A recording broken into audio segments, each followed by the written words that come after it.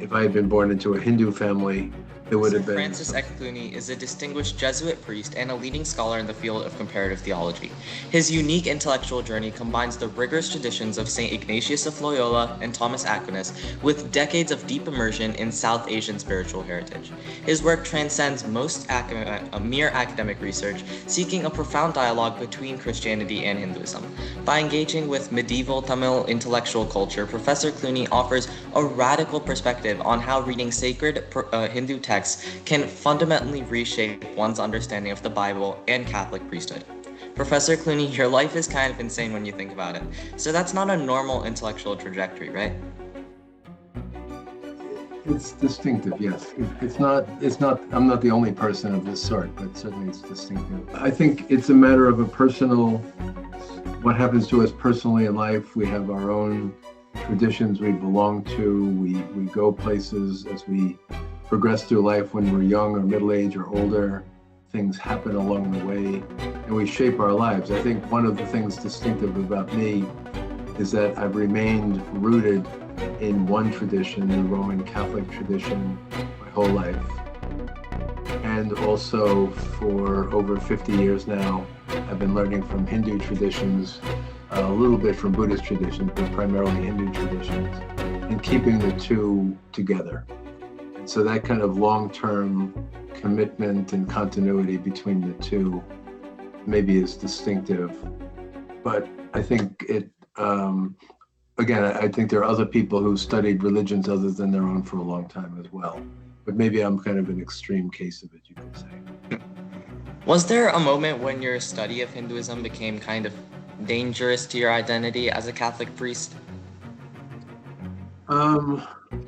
Well, I mean, there are moments when, what would it mean for it to be dangerous, I suppose? So being a Catholic priest is sort of being an official member of the hierarchy of the Catholic Church, a low-ranked member. So there are bishops and cardinals and the Pope and so forth, above. But being a priest, you have certain obligations. You're representing the Church. You say the Mass in the Church.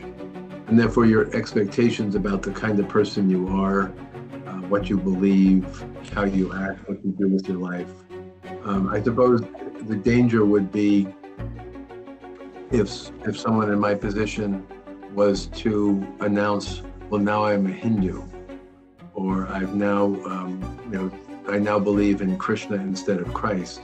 That would be dangerous, not in the sense that they would harm me physically or anything like that, but rather that I could no longer represent the Church because that would be a position outside the teaching of the Church. So that kind of danger of where do you belong, are you really one of us or not, comes up any number of times in my life. And speaking of the teachings of the Church, did you ever encounter like a specific Hindu text that felt spiritually truer than what you were hearing inside the Church? Well, I think true and truer are sometimes sound like comparative categories, like this is truer than that. But I think in some ways there are multiple things we learn and multiple things that are said to us, things we read in sacred texts, places we visit that seem to be true and beautiful, and they're distinctive to that place and that condition. So if there are many things I could point out about the Catholic Church and the Christian tradition and the Bible that I consider to be true and that I'm committed to. But there are things in the Bhagavad Gita, Ramayana, Yoga Sutra text, the life of Hindu saints that I consider also to be true and edifying and having a wonderful effect on people's lives. It's hard to say that one is truer than the other. You can say true and false, but I'm usually avoiding the language of true and false because it doesn't seem to help. It seems to be a category of inside versus outside, right versus wrong, true versus false. It seems to cut off the dialogue instead of enhancing the learning process. And was there ever a moment that you thought, if I had been born in India instead of America, I might not be Christian or Catholic at all? Well, that's the mystery of our lives, right? I mean, we have as we become conscious beings when we're children, we're observing our lives around us. We see what our parents do, what our sisters and brothers do. We may be in a certain place where the religion we belong to is a majority or a minority. And as we get older, teenagers, people in their 20s, start making choices about where they think they belong. But so much of it is given at birth. To answer your question, that if one is born, as I was, in New York City into a Roman Catholic family, I didn't choose to be Roman Catholic. When I was 6 days old, I was baptized as a Roman Catholic. That was common in those days. I didn't choose to go to church on Sunday. I didn't choose to receive the sacraments of the church like communion, confirmation. All these things were done because that's what we did. And surely if I had been, it was a big if I had been born into a Hindu family, there would have been samskaras and rituals done before birth, at birth, after birth, going with my mother or grandmother to the temple, different kinds of, the upanayana, shaving the head and so forth. All these things would have happened to me as a Hindu boy that I didn't, just happened because that's where you are. And maybe even family tradition, Vaishnava, Shaiva, and so on.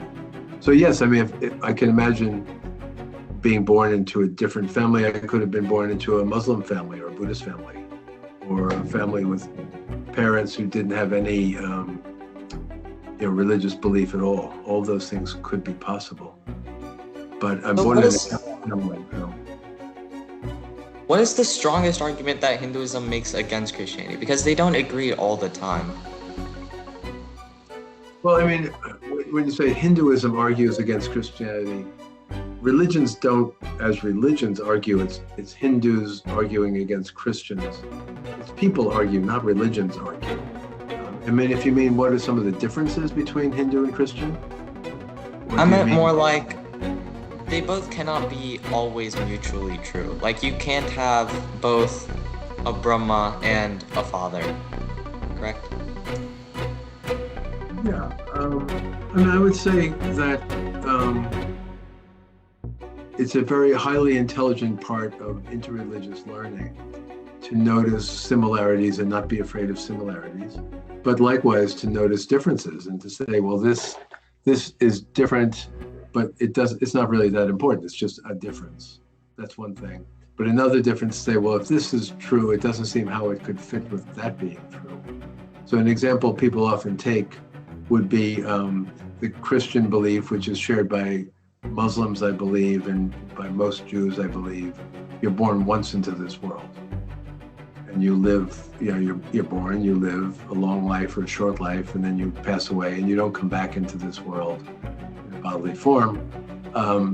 In various ways, it seems that many Hindus and Buddhists and Jains have the belief of multiple births, coming into the world again. Yeah. And although, to tell you the truth, over all these years, I've met very few Hindus or Buddhists who tell me about their previous lives. It doesn't seem people have a strong sense of previous lives or remembering who they were previously.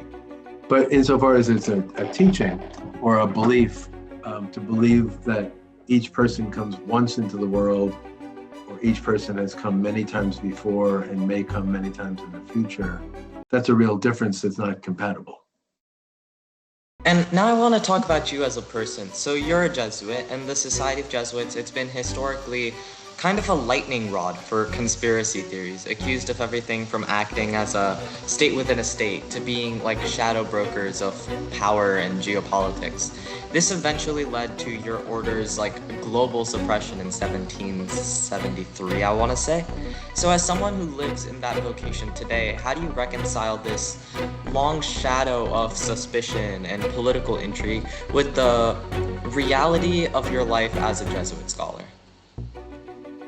To clarify, in case not all your listeners would understand, so that you have the Roman Catholic Church, you have the order, the Pope, the bishops, the priests, the deacons, all of that is part of the ordinary life of the church. But there are different, what we call religious orders.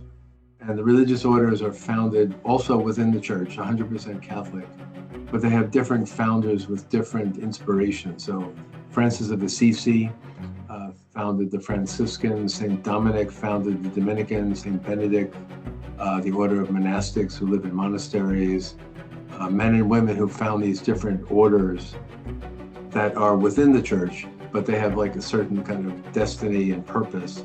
So St. Ignatius of Loyola founded the Jesuit Order in the early 16th century, and the order was approved by the Pope in 1540, which was a tumultuous time because the Protestant Reformation was underway. Luther and others were calling for radical reform of the church, back to the image of Christ, the way the early church had inspiration. And this led to all kinds of controversies. I mean, there were bloody wars fought between Catholics and Protestants and so on. And the Jesuits became leading figures in defending the Roman Church. But they also, as intellectuals with a strong education, with opinions about what the world should be, we're not always staying out of politics. We're sometimes getting involved, for instance, in European politics, critiquing the kings of France and Spain and Portugal and so on like that, critiquing popes occasionally for the papal states, the wealth of the Vatican and so on like that, disagreeing with bishops on this and that, as intellectuals will do even today at Harvard University, for instance. There are professors who disagree strongly with people in authority. And then when the Jesuits spread around the world, often in controversial relationship, as other missionaries were, with the colonizing powers, the Spanish and the Portuguese, the French, arguing that colonization often is dehumanizing. It's the unjust taking over of another country or culture in order to steal its wealth and take it back to the home country. And this, gained for Jesuits many enemies. Many people who thought the Jesuits were doing too much, had too much kind of power or too much influence on the Pope and so forth. And that led to bitterness and animosity in various contexts. But on the whole, and then you're right about really by 1760, the order was being more and more constricted or narrowed because the enemies were being more and more loud and critical. And that led to complaints about the Jesuit order. Jesuits were put out of India, put out of the Americas in the 1760s. And so by 73, as you say, 1773, the order was abolished by the Pope, suppressed, surviving only in part of Poland. And Catherine the Great in Russia refused to abolish the order because she liked the Jesuits and liked the Jesuit schools. So the order survived in Russia because she said, I'm not abolishing the order. So this could have been the end of the Jesuits. But the order, after the fall of Napoleon and the restoration of monarchies in Europe, the order was reinstated and came back. And then since then has been complaint about too much to the right wing, too much to the left wing. But for the most part, I wouldn't exaggerate it that maybe 90% of the time Jesuits are doing the work of the church or working well with the people, working well with the bishops. I mean, the last Pope, Pope Francis, was a Jesuit. So this is not Jesuits being demonized or cast out of the church when the Pope is a Jesuit. So it's a mixed history, but then I think many groups, if they look honestly at their history, will say, well, we got into trouble sometimes either because we spoke the truth, or maybe at certain times we did the wrong thing and got into trouble for that. But the order is almost 500 years old now, so it's bound to have its good and bad elements. And what's the biggest thing that people get wrong about the Jesuits? That's a good question. I think people, insofar as there would be one thing that people might get wrong about the Jesuits, it could be trying to say, the Jesuits are too liberal, period. Or the Jesuits are too conservative, or the Jesuits are not loyal to the church, because those seem to be stereotypes with little factual information behind them. So the idea that the religious order priests, I mentioned Franciscans, Dominicans, Benedictines, Jesuits, Augustinians, the current Pope is in the Augustinian order, Pope Leo, that the orders do what they want and they get away with anything they want to do. That becomes over-exaggerated as the media will exaggerate things. But you think of it, I'm a Jesuit, I'm almost 60 years a Jesuit now. I've been teaching, I taught 21 years at Boston College, which is a Jesuit university. I just finished 21 years at Harvard, which is a great university. And in both cases, I also live in a Jesuit house. I also say Mass in the parish on the weekends. Nothing, and I write books, I write articles. Anyone can read them and complain about them if they want. But there's nothing terribly secretive or disruptive about it. Everything is sort of in the open, and if somebody has a complaint about, Clooney the priest, Clooney the Jesuit, Clooney the professor, they could say something, and they don't. So maybe there's nothing to be concerned about. Yeah, and while you might be open and free, what's something about the Jesuits or Jesuit story that would shock or disrupt most Catholics? Well, most Catholics, it's somewhat self-defining, but most Catholics I know like the Jesuits. Most Catholics are not, scandalized by the Jesuits. Most Catholics think Jesuits preach very well. The Jesuit universities, Georgetown University, Boston College, Fordham University, Loyola Chicago, and so on, are very popular universities. They're highly ranked universities. And therefore, most Catholics seem to be quite happy. I think today, maybe, the polarization, if you asked me this in 1850, it might have been a different answer. But today, there might be some who think the Jesuits are too radical or too experimental, even though there's not a lot of evidence that that's actually the case. As I said, the last Pope was a Jesuit. Some people thought Francis was too radical, too experimental, and most of us thought he was a highly loved and highly popular Pope. But I think that the idea for people who compare and contrast, let's say Jesuits with the regular parish priest who report to the bishop, the Jesuits with the universities and the schools and so on seem to have freedom that many of the parish priests don't have, to move around, to go where they want, to write what they want, and so like that. And so that sense of the freedom, so it might be an ideological matter. Some saying the Jesuits are too liberal or too free thinking. But again, my point would be that the evidence for that is fairly limited, and that most Jesuits are not free thinking and too dangerous or anything like that. But when we're also talking about freedom, there, I believe, is a limit to freedom. So has pursuing the truth in your own free state, has it ever put you in conflict with the Jesuits or your own religious tribe? No, I think you just look at the facts of it. So I wrote a memoir, Hindu and Catholic Priest and Scholar, a love story. It came out 2 years ago, almost 2 years ago now. And in there, I talk about what I've done since I entered the Jesuits. I was just turned 18 years old when I became a Jesuit seminarian. When I was 22, I went to Nepal and taught in the school for 2 years, and that's all the boys I taught were Hindu and Buddhist. I did a PhD at University of Chicago after ordination in the South Asian Languages Department. So all these things I've done as a Jesuit. I've written over 20 books, probably 200 articles or more. I've lectured in all kinds of places, in the United States and around the world.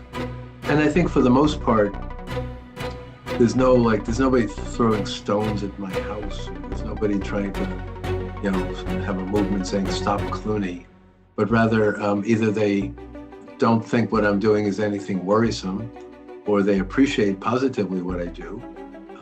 And I've never had real complaints in the society about what I do, or they don't understand it and they don't study it, so they just leave it alone. I think you could say what makes any human being controversial today could be ideological, too far to the right, too far to the left. Obviously scandals, financial scandals, abuse scandals with children and so on like that have been terrible things even in the Catholic Church. Those kinds of things are more outrageous, and obviously violence with guns and all that is outrageous.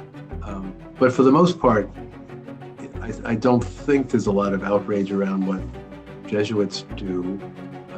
And as I said, when the memoir I just published, Hindu and Catholic Priest and Scholar, I didn't get hate mail or attacks, people denouncing me for writing it and so on like that. In fact, almost all of that I got was very positive. But what's the closest that you've come to getting yourself in trouble? Like, be it with the Catholics or the Jesuits or just the general public as a whole? I don't think I'm a public figure enough to get in trouble with the public in general. I mean, I'm not a politician. I'm not a movie star. I'm not Elon Musk. I'm not very wealthy. All those things. I mean, the general public, it would seem to be hard to imagine how I could get in trouble with the general public. I suppose any time I publish something, I just mentioned I published a lot. I suppose I could write something controversial that would bring complaints to the church, or the order, that then would, require some kind of response. But that hasn't happened. So I've been doing this for a long time. I mean, it may sound to you very boring. You're looking for something exciting to talk about, but I haven't. I've published a lot. I've been teaching, 42 years now. I'm at Harvard University. I'm a known figure, and I haven't been in trouble with the church or the Jesuits. I mean, that's good in its own way. Yeah. So, now I want to pivot a little from the Jesuit order to more of the Hindu exploration of your life. So why were Europeans comfortable calling the Indians and the Hindus like primitive while they were reading their own intellectual traditions, and those traditions were sometimes more sophisticated than their own, were they not? Oh yes, I mean, some of the most sophisticated intellectual traditions in the world are found in India. In the Sanskrit tradition, certainly the Vedas, Brahmanas, Upanishads, and so on like that, Shastra. Also in Hindi, Bengali, Tamil, and so on like that. All these very sophisticated literary and philosophical traditions. To my knowledge, missionaries and colonizers who went to India, they would, if they ever used the word like primitive, they would use it the way they did about villagers in Europe or villagers in Latin America. The people out in the villages in the countryside, they're not very educated, they have crude ways, they're not cultured, they can't read, they have superstitions. That kind of thing is a bias, of educated, powerful people against ordinary people. And the word heathen, one of the words that was used, pagan actually too, pagan and heathen, both refer to the people who live not in the city but in the country. And you can see some of this in modern American politics. The accusation that the East Coast and the West Coast look down on the people who live in middle America because somehow intellectuals are better than ordinary people. That kind of bias isn't specifically religious. Now there's other language, and this was you could find the roots of it in biblical tradition, that the Indians, the Hindus, let's say the Brahmins in particular, because they were considered the educated, are very educated and they have literature and philosophy, but many of them are idolaters and they worship gods other than the God of the Bible. And for some, that's an obvious fact of life. Of course, they didn't grow up with the Bible, so they worship gods of their own traditions. And for others, even if it was what they grew up with, it's still wrong. And so they were quite missionaries, often in a position of trying to either condemn, the gods of Hinduism, the goddesses of Hinduism, and get people to convert, or simply saying negative things about the Hindu religion. But it was a mix of predictable attitudes. Your faith is true, and therefore differences. Your faith must be false, or cultural superiority. With so many of the colonies, the British and the French and the Portuguese and the Spanish and the Dutch, looking down and saying the primitive peoples of the world, we get to conquer them because they're primitive and we're strong. That is obviously no longer the case. But for a long time, they got away with it and came in with armies and took over and abused people. But that was also then got tied in with religion in terms of, we're stronger than you, we're richer than you, we have more guns than you, and our religion is better than yours.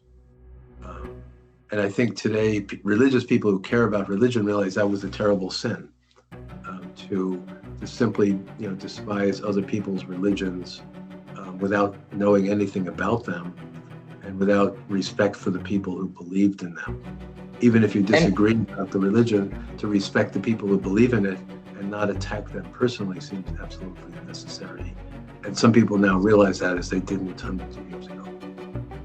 And my final question, you've spent your life moving between Rome, Harvard, Chennai, Sanskrit, Tamil, Catholic, Hindu. So after all those worlds, what does wisdom actually look like to you now? Good question. I think being a wise person, which is not the same as being an educated person or a person who's, a professor or something like that. A wise person is somebody who knows themselves, has self-knowledge, a person who's humble, has like their feet on the ground and doesn't pretend big things and doesn't think that they'll be more admired if they look down on other people. A person who doesn't think they have all the answers. A person who doesn't think that money and power make you happy.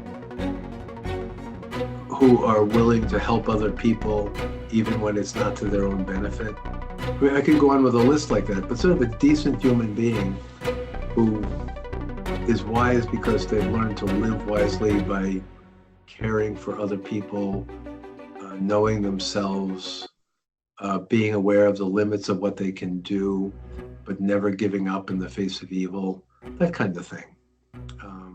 And then some people, formalize it and, I get a PhD, that means I'm more wise than other people. It doesn't mean that. But some people become professionals. They're preachers or teachers. But often, I think you could say you go out in the street and any person you run into could be a very, very wise person. And part of being a wise person is to realize you don't have a monopoly on wisdom, and other people are wise too. They're just differently wise than you are. And that's wise. Well, Professor Clooney, I would like to thank you for your time and your wisdom. So it's really rare to encounter an intellectual journey that manages to hold both the rigorous scholarship of Harvard and the raw emotional devotion of medieval Tamil poetry without flattening either one. And you've shown us that true dialogue isn't about erasing our differences to find a vague middle ground. It's about having the courage and the wisdom and the humility to let another civilization fundamentally change how we read our own sacred texts. So if you want to survive what you call these unneighborly times, maybe the first step is reclaiming that kind of radical curiosity. So thank you for your time and thank you for being here. And thank you, Ritwik, for inviting me, and thank you for the series you're doing. I think you're doing a great service, and since you're young, 30, 40, 50 years from now, some people will be interviewing you and asking you about your wisdom and so on. So good luck and best wishes.